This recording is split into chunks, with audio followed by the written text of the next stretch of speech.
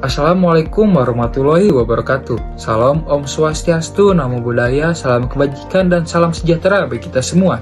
Sebelumnya, izin rekan-rekan, terutama dosen pengajar kami yaitu Pak Gandhi, kami dari kelompok 9 akan memaparkan salah satu topik hukum asuransi yaitu re-insurance, yang dimana kami beranggotakan sebanyak 4 orang, yang dimana saya sendiri yaitu Arif Jinetra Simawan dengan NPM 221348. Selanjutnya ada Marini Febrianti dengan NPM 22345. Selanjutnya ada Putri Denisa dengan NPM 22346. Selanjutnya ada Siti Anissa dengan NPM 22355. Nah, maka dari itu izinkan kami melanjutkan pemaparan materinya. Perkenalkan, nama saya Putri Denisa dengan NPM 22346. Di sini saya akan menjelaskan mengenai reinsuran. Yang pertama yaitu pengertian reinsuran. Reasuransi berasal dari kata Belanda yaitu reassurantie. Awalan kata penambahan re di depan menunjukkan suatu pengulangan, sehingga reasuransi dapat dikatakan sebagai asuransi yang diasuransikan kembali atau mengasuransikan kembali suatu asuransi yang telah diterima. Menurut G.F. Michael Becker di dalam buku Multiply, reasuransi adalah proses di mana sebuah perusahaan asuransi penanggung mengatur dengan satu atau lebih perusahaan asuransi lainnya atau penanggung ulang untuk membagi resiko. Selanjutnya ada pengertian reasuransi. Reasuransi adalah mekanisme di mana sebuah perusahaan asuransi atau penanggung mengalihkan sebagian atau seluruh resiko yang ditanggungnya kepada perusahaan reasuransi atau penanggung ulang atau perusahaan asuransi lain. Proses ini dapat dipahami sebagai asuransi yang diasuransikan kembali yang bertujuan untuk membagi dan mengurangi resiko finansial yang mungkin dihadapi oleh perusahaan asuransi. Dasar hukum reasuransi terdapat di pasal 1, angka 7 Undang-Undang Nomor 40 Tahun 2014 tentang perasuransian, di mana pasal tersebut menjelaskan terkait dengan usaha reasuransi yang merupakan usaha jasa pertanggungan ulang terhadap perusahaan asuransi, perusahaan penjaminan, atau perusahaan reasuransi lainnya atas risiko yang dihadapi perusahaan tersebut. Selanjutnya ada tujuan reasuransi. Yang pertama yaitu ada capacity boosting. Tujuan utama dalam reasuransi adalah kemampuan perusahaan asuransi untuk memperoleh pertanggungan yang lebih tinggi dan nantinya dapat diperbesar skalanya melalui fasilitas perusahaan. Yang kedua yaitu ada removal of uncertainty, yaitu membantu perusahaan asuransi untuk lebih menstabilkan risiko kerugian mereka serta besarnya kerugian selanjutnya yang akan dialami. Ketiga yaitu ada confidence, yaitu menghilangkan ketidakpastian. Perusahaan akan memberikan kepercayaan kepada perusahaan asuransi dan meningkatkan investasi. Yang keempat yaitu ada spread of risk, yaitu mengalihkan sebuah ancaman kerugian dari perusahaan asuransi ke reasuransi karena mereka bertindak sebagai alat pembagian risiko. Yang kelima yaitu ada catastrophe protection, yaitu melindungi perusahaan asuransi terkait risiko kerugian finansial yang jumlahnya besar. Assalamualaikum warahmatullahi wabarakatuh. Perkenalkan, nama saya Siti Anissa dengan NPM 22355. Baik, di sini saya akan melanjutkan penjelasannya. Di sini ada pelaku usaha reasuransi. Yang pertama yaitu pelaku usaha reasuransi sesuai dengan pasal 4 Undang-Undang tentang Usaha Perasuransian. Perusahaan reasuransi ini hanya dapat menyelenggarakan usaha pertanggungan ulang atau reasuransi. Artinya, perusahaan ini tidak lagi berwenang untuk menjalankan usaha asuransi langsung kepada tertanggung, melainkan hanya menerima pengalihan resiko dari perusahaan asuransi. Yang kedua, perusahaan asuransi masih dalam pasal 4 Undang-Undang Usaha Perasuransian yang disebutkan pula bahwa perusahaan asuransi menyelenggarakan usaha asuransi yakni memberikan pertanggungan kepada tertanggung dengan menerima premi sebagai imbalan.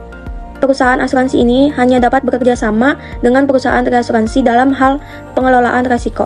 Yang ketiga yaitu kerjasama perusahaan asuransi dan reasuransi berdasarkan pasal 16A Peraturan Pemerintah Nomor 63 Tahun 1999 tentang pelaksanaan kegiatan usaha perasuransian. Perasuransian ini usahanya di dalam perusahaan asuransi dan perusahaan reasuransi hanya dapat melakukan upaya bersama untuk menutup suatu jenis risiko khusus.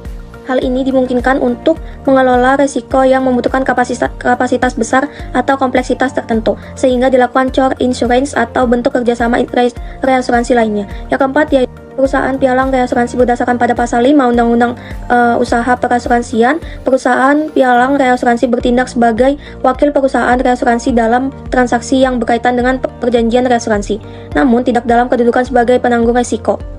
Artinya peran mereka adalah perantara administratif dan negosiator, bukan sebagai pihak yang menanggung kerugian dalam perjanjian asuransi atau reasuransi. Selanjutnya, bentuk usaha reasuransi. Bentuk pertama dari usaha reasuransi adalah underwriter perorangan atau dikenal juga dengan istilah individual underwriter, yaitu individu yang memiliki keahlian khusus dalam menganalisis, menilai, dan menanggung resiko, terutama dalam konteks pertanggungan asuransi. Keberadaan underwriter ini perorangan penting karena mereka secara mandiri melakukan penilaian terhadap resiko yang akan ditanggung serta memenuhi syarat-syarat dan besaran premi yang sesuai dengan pertimbangan data, pengalaman, serta proyeksi atas resiko tertentu. Meskipun bukan lembaga atau badan hukum, peran underwriter ini perorangan tetap memiliki posisi strategis dalam industri asuransi dan reasuransi, khususnya dalam lini usaha spesialis. Bentuk kedua adalah perusahaan asuransi yang digunakan untuk bertindak sebagai reasuradur yang biasanya disebut dengan spesialis reinsurer. Dalam praktiknya, perusahaan jenis ini tidak hanya menjalankan bisnis pertanggungan langsung kepada individu atau badan usaha sebagai tertanggung utama, tetapi juga menerima pengalihan risiko dari perusahaan asuransi lainnya. Artinya, perusahaan ini memiliki dua fungsi sekaligus, yaitu sebagai penanggung risiko secara langsung kepada pemegang polis dan sebagai pihak yang menanggung ulang risiko yang dialihkan oleh perusahaan sejenis lainnya. Meskipun kegiatan reasuransinya bukan sebagai fokus utama, namun fungsi ini tetap dijalankan secara aktif sebagai bagian dari strategi pengelolaan risiko dan diversifikasi portofolio. Bentuk ketiga adalah perusahaan reasuransi murni atau spesialis reinsurer, yaitu perusahaan yang secara khusus bergerak di bidang jasa pertanggungan ulang terhadap risiko yang dihadapi oleh perusahaan asuransi kerugian dan atau perusahaan asuransi jiwa. Perusahaan jenis ini tidak melayani pertanggungan langsung kepada pihak pemegang polis, melainkan secara eksklusif menerima risiko yang dialihkan oleh perusahaan asuransi lainnya. Tujuan utamanya yaitu dari pendirian usaha seperti ini adalah untuk menyediakan kapasitas tambahan dalam pengelolaan risiko besar, kompleksitas, atau bersifat kolektif yang tidak dapat sepenuhnya ditanggung oleh perusahaan asuransi langsung, sehingga keberadaannya hanya penting dalam menjaga stabilitas dan keberlanjutan industri asuransi secara keseluruhan. Jenis perjanjian reasuransi. Jenis perjanjian yang pertama adalah reasuransi proporsional, yaitu bentuk kerjasama antara perusahaan asuransi dan perusahaan reasuransi di mana pembagian premi serta beban klaim dilakukan berdasarkan proporsional yang telah disepakati dan dituangkan secara tegas dalam perjanjian. Artinya, apabila perusahaan asuransi menyerahkan sebagian dari risiko kepada perusahaan reasuransi, maka premi yang diterima serta tanggungan atas klaim yang dibayarkan juga akan dibagi sesuai dengan persentase tersebut. Dalam praktiknya, pelaksanaan reasuransi proporsional ini dapat dilakukan melalui beberapa metode, antara lain metode fakultatif, yaitu penutupan risiko dilakukan secara individual dan disepakati satu persatu oleh kedua belah pihak untuk setiap risiko tertentu. Metode quota share, yaitu pembagian risiko secara tetap berdasarkan persentase tertentu untuk seluruh portofolio yang disepakati. Metode surplus yang membagi risiko berdasarkan besaran nilai pertanggungan melebihi retensi perusahaan ceding atau asuransi, serta metode fakultatif obligator yang merupakan kombinasi dari pendekatan fakultatif dan obligator dalam suatu perjanjian treaty, yang dimana asuransi wajib menerima risiko jika perusahaan asuransi memilih untuk mengalihkannya. Semua metode ini dilakui dan dijelaskan dalam pedoman resmi Otoritas Jasa Keuangan pada tahun 2019. Jenis kedua, perjanjian yang kedua dalam reasuransi non-proporsional, yaitu suatu bentuk kerjasama di mana pembagian premi dan beban klaim antara perusahaan asuransi dan perusahaan reasuransi dapat didasarkan pada proporsi tertentu seperti pada perjanjian proporsional. Dalam perjanjian ini, perusahaan asuransi tetap bertanggung jawab penuh atas klaim dari pihak tertanggung hingga batas tertentu yang disebut dengan retensi. Namun, apabila beban klaim yang timbul melebihi batas retensi yang telah disepakati dalam perjanjian, maka kelebihan dari jumlah tersebut akan menjadi tanggung jawab perusahaan reasuransi. Dengan demikian, reasuransi non-proporsional ini memberikan perlindungan terhadap kerugian besar atau kejadian luar biasa yang nilainya melebihi batas kemampuan penanggung awal. Dalam praktik pelaksanaannya, jenis perjanjian ini digunakan menggunakan metode excess of loss yang merupakan bagian dari perjanjian treaty reinsurance sebagaimana dijelaskan oleh Otoritas Jasa Keuangan dalam publikasi pada tahun 2009. Selanjutnya, bentuk perjanjian reasuransi. Perjanjian reasuransi di Indonesia memiliki beberapa bentuk yang berbeda, masing-masing disesuaikan dengan karakteristik resiko dan kebutuhan perusahaan asuransi yang mengalihkan resiko tersebut. Bentuk pertama yaitu treaty, yaitu suatu bentuk pengalihan resiko dari perusahaan asuransi kepada perusahaan reasuransi yang berlaku dalam jangka waktu tertentu. Biasanya selama 1 tahun dan terbagi ke dalam 2 bentuk utama, yaitu proporsional dan non-proporsional, yang masing-masing mengatur pembagian premi dan beban klaim sesuai dengan proporsi atau batas kerugian yang telah ditetapkan dalam perjanjian tersebut. Bentuk kedua yaitu fakultatif, yaitu perjanjian yang memungkinkan perusahaan asuransi untuk mengalihkan seluruh dalam suatu sebagian resiko tertentu kepada perusahaan reasuransi, namun tanpa adanya kewajiban bagi pihak reasuransi untuk menerima pengalihan tersebut, karena setiap resiko ditinjau dan negosiasikan secara individual. Selanjutnya terdapat dalam bentuk facultative obligator, yaitu suatu perjanjian kombinasi di mana perusahaan asuransi memiliki hak untuk memilih resiko mana yang akan dialihkan, dan apabila pengalihannya tersebut diajukan, maka perusahaan asuransi wajib menerima penerimaan sesuai dengan ketentuan yang telah disepakati sebelumnya.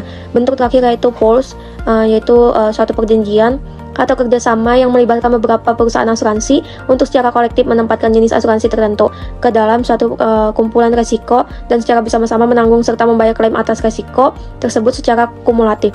Bentuk ini umumnya digunakan untuk pertanggungan yang memiliki resiko tinggi atau nilai besar yang tidak mungkin ditanggung oleh satu perusahaan secara mandiri. Masing-masing bentuk perjanjian ini memiliki peran penting dalam mendistribusikan industri, yang dimana dalam resikonya dan menjaga stabilitas keuangan dalam industri asuransi nasional. Selanjutnya, perbedaan reasuransi dan asuransi. Yang pertama, posisi pihak-pihak dalam perjanjian. Dalam asuransi, tertanggung umumnya berada dalam posisi yang lebih lemah karena keterbatasan pengetahuan tentang syarat polis. Dalam reasuransi, kedua belah pihak atau perusahaan asuransi dan reasuransi dianggap memiliki pengetahuan yang setara mengenai syarat perjanjian. Dan yang kedua, kepentingan yang dipertanggungkan. Dalam asuransi, kepentingan yang dipertanggungkan adalah kerugian keuangan akibat kehilangan atau kerusakan harta benda, cedera, kematian, atau kewajiban hukum. Dalam reasuransi, kepentingan yang dipertanggungkan adalah kewajiban perusahaan asuransi untuk membayar klaim. Dan yang ketiga, bisnis asuransi pada umumnya bersifat nasional.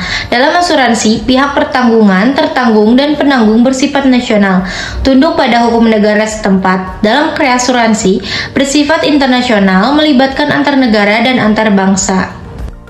Selanjutnya, cara kerja reasuransi. Perusahaan asuransi yang menggunakan jasa reasuransi perlu mengeluarkan premi untuk mengalihkan risiko kerugian. Angka premi tersebut umumnya ditetapkan di bawah premi dari nasabah asuransi sehingga perusahaan masih tetap bisa meraup keuntungan. Seperti yang disebutkan, beberapa perusahaan reasuransi dapat bekerja sama untuk mengelola risiko secara kumulatif. Kerjasama dalam reasuransi ini terdiri dari beberapa perusahaan reasuransi dengan pembagian peran lead insurer dan following insurer. Selanjutnya, keuntungan reasuransi. Yang pertama, pengalihan risiko besar. Perusahaan asuransi menggunakan reasuransi untuk mengalihkan risiko ketika jumlah asuransi yang ditanggung melebihi kapasitas premi. Pengalihan risiko ini membantu menjaga stabilitas keuangan dan pendapatan perusahaan asuransi. Dan yang kedua, membantu keuangan perusahaan.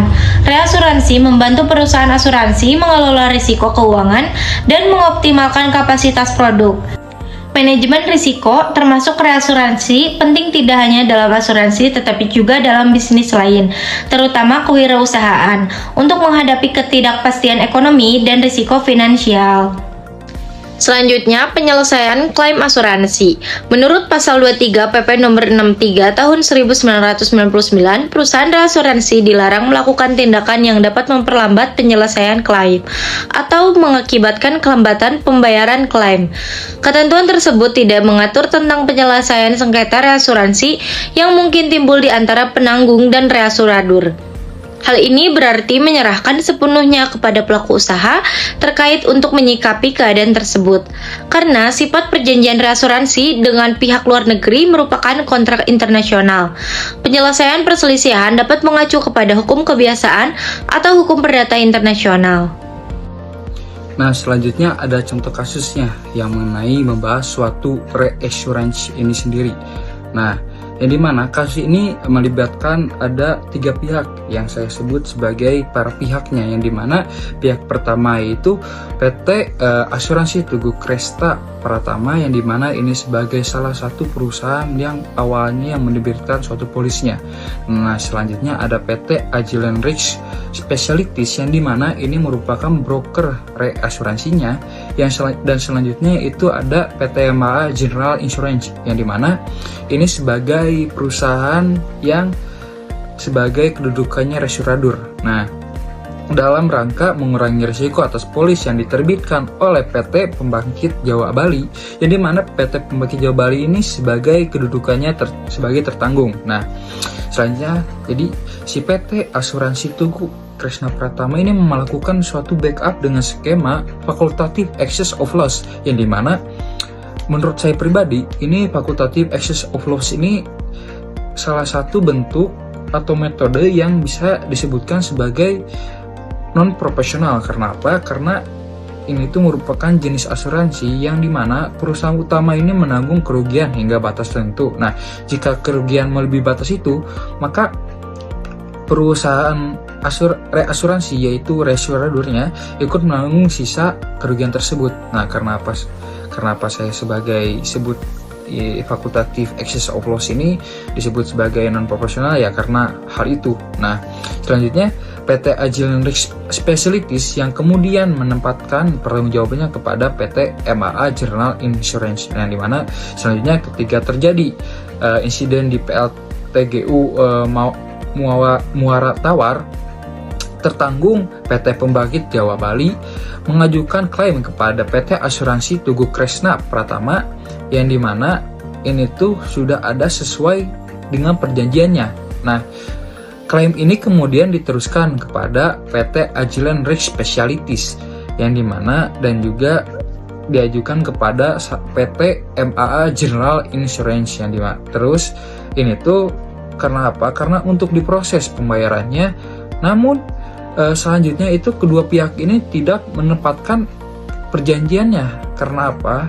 Suatu yang tidak ditetapkan atau tidak dilakukannya suatu perjanjian, maka dalam KUHP disebutkan sebagai one prestasi. Nah, jadi dia tuh kayak dua pihak ini tuh tidak memenuhi kewajibannya untuk membayar suatu klaimnya. Nah, meskipun beberapa perusahaan reasuransi lainnya seperti CCR, terus International Insurance dan Reassurance Company BSC, Labuan terus Re dan General Insurance Corporation of India, GIC maksud saya, telah membayarkan klaim melalui PT Agilent Risk Specialities dengan total sebanyak 3,464 US dollar maksud saya. Nah, selanjutnya PT Agilent Risk Specialities hanya meneruskan pembayaran sebesar 1 juta US dollar kepada PT Asuransi Tugu Krishna Pratama, sehingga terdapat sisa klaim sebesar 2,464 US dollar. Nah, itu tuh merupakan nominal yang belum dibayarkan oleh PT Agilent Risk Specialities. Karena terus dia tuh berdalih bagaimana suatu sisa klaim itu tersebut merupakan tanggung jawab PT MAA General Insurance. Jadi dilemparlah suatu pertanggungjawabannya yang dimana itu tuh sebagai selaku reasuradurnya PT MAA ini. Nah, dengan tidak adanya penyelesaian pembayaran, PT Asuransi Tugu Krishna Pratama akhirnya mengajukan gugatan terhadap PT Agilent Risk Specialities dan PT MAA General Insurance. Nah, selanjutnya ada putusan pengadilan mengenai kasus yang sudah saya paparkan sebelumnya mengenai reasuransinya. Nah, yang dimana putusan ini terdaftar dalam putusan Mahkamah Agung RI nomor 2130K/PDT/2018 yang dimana pengadilan menyatakan bahwa PT Agilent Risk Specialties dan PT MAA General Insurance ini terbukti melakukan salah satu klausawan prestasi. Karena apa? Karena keduanya tidak memenuhi kewajiban pembayaran klaim sesuai dengan apa yang diperjanjikannya. Nah, akibatnya mereka dinyatakan bertanggung jawab atas keterlambatan pembayarannya. Nah, pengadilan ini menetapkan suatu bahwa keduanya harus memenuhi kewajibannya kepada PT Asuransi Tugu Kresna Pratama. Nah, ya terusnya itu tuh jadi kedua pihak ini diwajibkan membayar sisa klaimnya kepada PT Asuransi Tugu Kresna Pratama meskipun tidak sebesar 4,834 US dollar sebagaimana yang diklaimnya. Nah, pengadilan mendasarkan bahwa kewajiban pembayaran tetap harus dipenuhi sesuai dengan ketentuan hukum yang berlaku. Nah, putusan ini memutuskan bahwa setiap pihak dalam perjanjian reasuransi harus bertanggung jawab atas kegagalan memenuhi kewajiban dapat merugikan pihak lain dan melanggar prinsip itikat baik. Nah, prinsip itikat baik ini sendiri terdapat di dalam pasal 1338 di KUHP yang dimana itikat baik itu suatu klausa yang menyebutkan bahwa suatu perjanjian itu harus dilaksanakan dengan itikat baik atau good faith.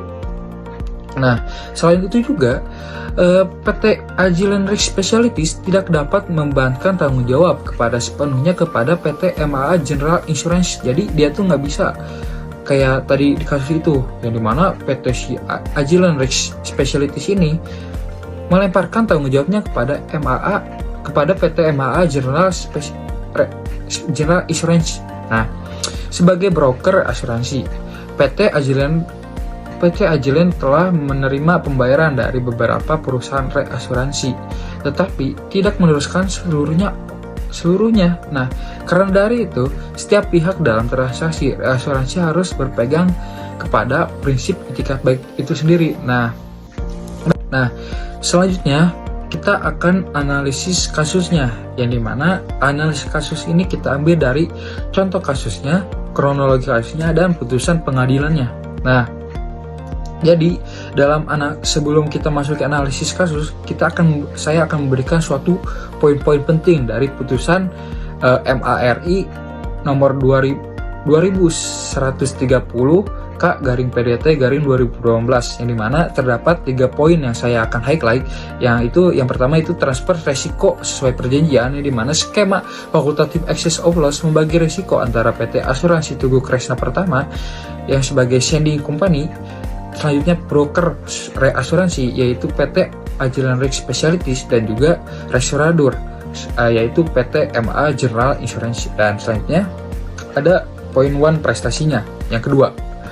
Jadi putusan pengadilan menyatakan bahwa PT Agilent Risk Specialties ini dan PT MAA General Insurance itu melakukan prestasi. Karena apa? Karena gagal memenuhi suatu kewajiban membayar klaim yang diperjanjikan kepada PT Tugu Kresna Pratama. Nah, dan selanjutnya juga ada poin mengenai suatu prinsip itikat baiknya. Karena apa? Karena dari tadi kita menyinggung bahwa bagaimana suatu perjanjian ini harus dilakukan sebagai itikat baiknya. Nah, pengadilan menegaskan bahwa dalam transaksi reasuransi semua pihak harus berpegang pada prinsip itikat baik. Nah, kegagalan satu pihak untuk memenuhi kewajibannya dapat merugikan pihak lain. Maka dari itu, agar tidak merugikan pihak lain, kita harus melakukan suatu perjanjian, suatu klausa reasuransi maupun asuransi ini harus berdasarkan itikat baik. Nah, di sini ada selanjutnya kita akan masuk materi yaitu analisis kasusnya. Di sini ada 3 analisis kasus yang kita beri suatu 3 pembagian lah. Nah, yang pertama itu dalam putusan pengadilan ini menegaskan bahwa prinsip itikat baik adalah dasar utama dalam perjanjian reasuransi. PT Agilent Risk Specialties dan PT MAA General Insurance gagal memenuhi suatu kewajiban membayar klaim. Akibatnya, keduanya dinyatakan prestasi dan diwajibkan membayar sisa klaim yang sudah saya sebutkan sebelumnya mengenai ada 3 poinnya. Nah, selanjutnya yang kedua itu pembayaran yang harus dilakukan tidak sebesar US dollar tidak. Jadi pembayaran itu tidak sebesar 4834 US dollar, yang dimana seperti yang diklaimnya. Broker reasuransi tidak hanya sebagai perantara, tetapi juga sebagai yang bertanggung jawab menyalurkan dana. Oleh karena itu, PT Agilent Risk Specialties tetap harus memenuhi kewajibannya. Nah, selanjutnya yang terakhir yaitu ketiga, kegagalan membayar klaim menunjukkan pelanggaran prinsip etikat baik. Pengadilan menegaskan pentingnya kepatuhan terhadap perjanjian yang disepakati. Hal ini untuk menjaga kepercayaan dalam industri asuransi dan reasuransi. Nah, masuk dari materi yang di sini yaitu menjelaskan bagaimana suatu prinsip etikat baik ini memainkan peran penting dalam salah satu perjanjian reasuransi maupun sebenarnya bukan untuk reasuransi juga, tapi setiap perjanjian yang memenuhi suatu syarat sah keabsahan perjanjian dalam KUHP itu harus dilaksanakan dengan itikat baik. Karena apa? Karena apabila tidak melakukan dengan itikat baik, itu akan melakukan suatu pelanggaran atau timbulnya juga suatu wan prestasi. Nah, sekian untuk analisis kasusnya. Sekian presentasi yang kami paparkan mengenai materi reassurance. Kami mohon maaf apabila ada perkataan maupun kalimat yang salah pengucapan maupun salah pemaparan. Kami mohon maaf. Kami juga menyarankan kepada kalian untuk mencari sumber-sumber lainnya yang lebih relevan untuk materi reassurance ini. Kami paham kami memiliki kesalahan, kami memiliki suatu kurang pemahaman. Kami mohon maaf. Kami di sini juga masih belajar.